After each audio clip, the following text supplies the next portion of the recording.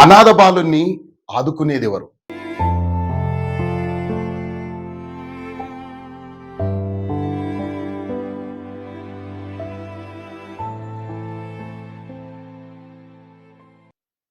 అసలు ఈ వార్త చెప్పాలంటేనే మనసు తరుక్కుపోతుంది.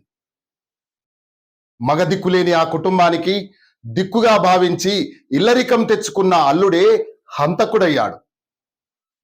5 ఏళ్ల క్రితం తన మామయ్యను తీవ్రంగా బాధపెట్టి దెబ్బలకు తాళలేక తలదాచుకొని అదే పాఠశాలలో మృతి చెందాడు. 2 ఏళ్ల క్రితం కట్టుకున్న భార్యను సైతం రోకలితో తలపై బాదడంతో నట్టింట్లోనే ప్రాణాలు వదిలేసింది. ఇక ఆ ఉన్న చిన్న బాలుడికి పసికందును చేరదీసి పోషిస్తున్న తన అమ్మమ్మ ఇటీవల కాలిన గాయాలతో తీవ్రంగా గాయపడి ఆసుపత్రిలో మృతి చెందింది.